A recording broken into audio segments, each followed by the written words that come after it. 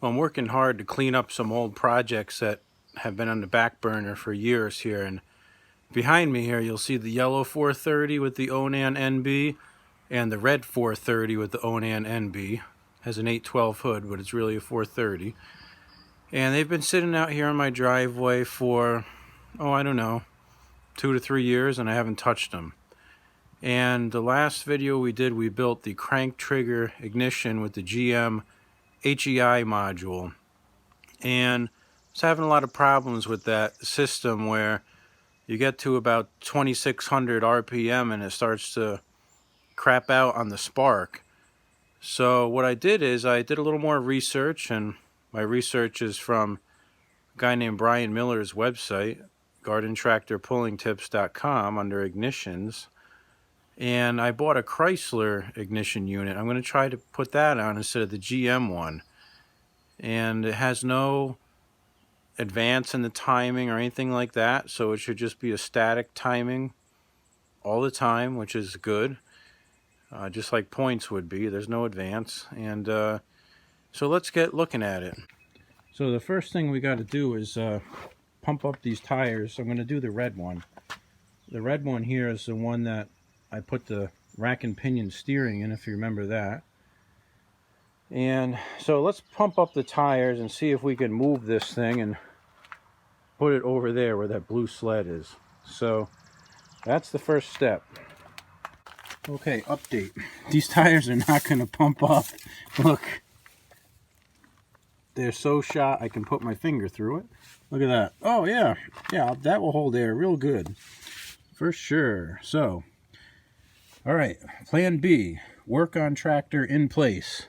And if it gets running, put different wheels on it. That's plan B. So, alright, let's take this seat off of here. Oh boy, that's exciting. Let's lift up this hood. Commercial 430.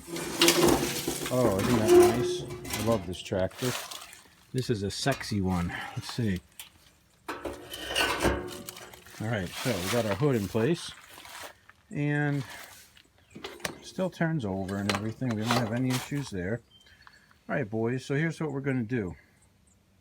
The whole panel that I had built for the module on this one was raw metal, and unfortunately it turned into a solid piece of rust. And because I never painted it, which was pretty dumb. Last year I put it in electrolysis in the garage, and I have it on my workbench. See if I can find it. Okay, this is the piece of metal. See how pitted it is? That's where the module was. It looks like brand new. Isn't that funny? And back here the coil was mounted. So here's the deal. This is a printout of Brian's website, which looks like I printed this July 3rd, 2017. So I've been thinking about this for about a year. Kind of funny. So let's see. Where are we at? Here's our coil. So the way I did this originally was that I had the coil on one side of this plate and I had the ignition module on the other. And originally I had this high performance HEI module, which again I was not very happy with. So, which you can see I had right here. So the question is, can I fit this on here? Will that work? And I just have to find out the right place to put it. I may actually can't put it here because it's right where the coil hole is.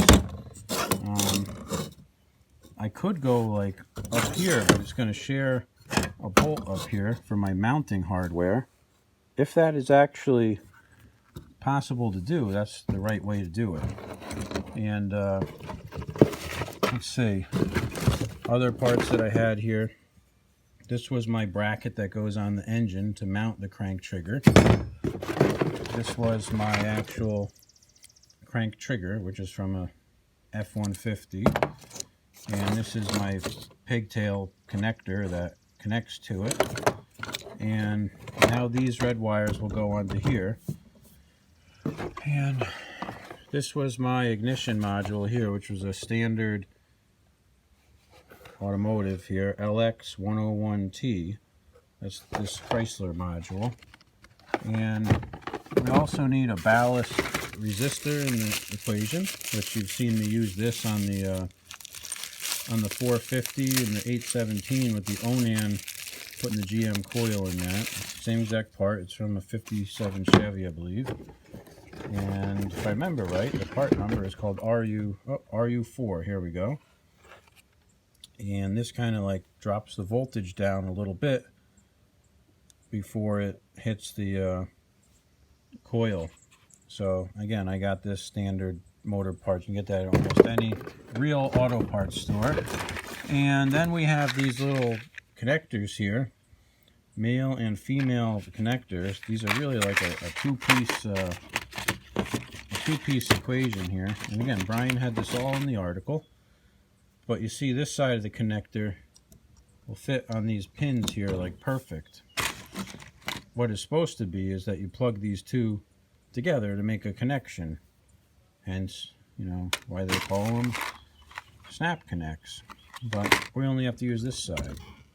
So basically what we got to do is just mount all this stuff back on the tractor and see if we can get some spark. So, well, we do need to find a place to put the ballast resistor, which maybe like right there would be appropriate. I like having the whole setup right on this one panel. I think it's going to simplify things for me. So let's bring it over to the machine and see if this is a valid possibility.